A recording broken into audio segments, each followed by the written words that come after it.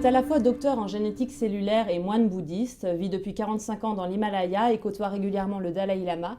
Mathieu Ricard, bonjour. Bonjour. Alors, vous avez publié en septembre dernier un livre intitulé Plaidoyer pour l'altruisme, dans lequel vous expliquez une chose finalement assez simple, mais qu'on ne fait pas tous les jours. Le fait qu'être bienveillant, ça peut apporter des choses très positives dans notre vie du quotidien. Tout d'abord, on sous-estime considérablement la présence de l'altruisme dans notre vie quotidienne. Ça a été également montré scientifiquement, l'idée que tous nos actes seraient mus par l'égoïsme. On a montré que ce n'était pas le cas. La violence, l'égoïsme existent, ça on n'a pas besoin de le prouver, mais il faut reconnaître aussi la présence de l'altruisme. D'autant plus que, à mon sens, l'altruisme n'est pas seulement un noble idéal ou une belle utopie, mais une approche extrêmement pragmatique pour répondre aux défis des temps présents. Parce que nous avons un dialogue de sourds, par exemple, entre les économistes qui s'occupent de leur bilan à la fin de l'année et ceux qui s'occupent de l'environnement, qui voient les conséquences dans 50 ans, 200 millions de réfugiés climatiques, et qui ne parlent pas la même langue. Au milieu, vous avez les gens qui s'occupent du moyen terme, la qualité de la vie sociale, de la vie dans la famille, dans l'éducation, dans les transports, etc., au travail, qui parlent sur 10 ans, 20 ans, le moyen terme. De nouveau, ils ne parlent pas le même langage. Donc, ne serait-ce que conceptuellement, il faut que ces gens puissent se réunir sur une plateforme intellectuelle commune et qui soit cohérente. Et il semble que d'avoir davantage de considération pour autrui, c'est une économie du care, ou une économie positive, une économie altruiste qui ne vise pas simplement à avoir des meilleurs bonus à la fin de l'année, mais qui tienne compte de l'impact économique. Il faut que l'économie soit au service de la société et pas la société au service de l'économie. Si vous avez davantage de considération pour autrui, vous allez aussi faire en sorte que dans le monde de la société, les gens puissent s'épanouir. Et si vous avez davantage de considération pour les générations à venir, vous n'allez pas saboter la planète que nous allons leur léguer. Et pourtant, on a l'impression, dans notre société, qu'être finalement le gentil ou la personne qui s'intéresse aux autres, c'est parfois un peu mal vu, un peu critiqué. Pourquoi cet état d'esprit finalement? Je ne sais pas pourquoi ça fait naïf. En fait, d'abord, c'est faux.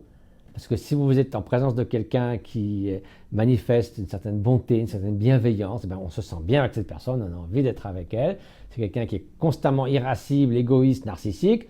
On n'a pas très envie de passer beaucoup de temps avec cette personne. Et être altruiste au quotidien, ça veut dire quoi? Ça veut dire, dans son propre quotidien, on en a parlé plus généralement tout de suite, mais c'est quoi? C'est sourire aux gens, leur dire bonjour, donner une pièce à quelqu'un? C'est oui, quoi? Mais c'est pas seulement, disons, faire des bonnes actions un peu presque contre son gré parce qu'il faut le faire, etc. C'est avoir une attitude d'abord de confiance vis-à-vis de l'autre, pas s'imaginer que systématiquement les autres vont nous exploiter, etc. En fait, les expériences menées par les scientifiques montrent qu'a priori 60% des gens sont prêts à coopérer s'il n'y a pas les méchants qui tirent la couverture à eux et qui font dérailler le système. Donc pas de régulation, chacun pour soi, ça tourne mal. Mais c'est aussi d'avoir simplement une attitude bienveillance, de se dire a priori je ne souhaite que du bien à ces personnes et puissent-elles être heureuses, c'est pas loin dans l'existence, et quand vous êtes confronté à une situation, c'est ça qui viendra en premier. Ça ne veut pas dire d'être passif, d'être un paillasson que tout le monde piétine. Vous pouvez être extrêmement ferme parce que si quelqu'un se comporte mal, ce n'est pas de la bienveillance de le laisser se comporter mal vis-à-vis des autres, Oui, au contraire. tout à fait. Donc il peut y avoir une très grande force dans la bienveillance et dans la compassion et dans l'altruisme. Ce n'est pas du tout une sorte de passivité gentille qui ne touche à rien. Un peu naïve, oui. Au contraire, il peut y avoir une indignation face aux massacres, aux injustices sociales, aux inégalités, etc. Donc l'altruisme, c'est une attitude bienveillante. Ce n'est pas moi, du matin au soir, qui vous rend la vie misérable et qui la rend misérable aux autres. Alors, le point important, c'est que à la fois les sciences contemplatives, c'est-à-dire 2000 ans de méditation, et les neurosciences aujourd'hui, vous montrent que vous pouvez, parce qu'on peut dire oui, on est altruiste, mais alors le monde est ce qu'il est, on peut cultiver l'altruisme sur le plan individuel, ça transforme votre cerveau fonctionnellement et structurellement, et vous pouvez aussi, s'il y a un certain nombre de gens qui atteignent une masse critique qui prônent la coopération vis-à-vis de la compétition, transformer les cultures. Vous tenez aussi un blog, un de vos derniers billets notamment, s'intitule « Seul au milieu de tous » et notamment vous parlez des médias sociaux. Est-ce que vous, en tant qu'altruiste, quel est votre regard vis-à-vis des médias sociaux? Est-ce que c'est finalement une façon d'avoir l'impression d'être très ouvert vis-à-vis des autres et en fait ça sera un leurre?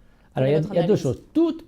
N'importe quel outil peut être utilisé pour construire ou pour détruire. Prenez un marteau, vous pouvez construire une maison ou vous pouvez détruire la même maison. Okay.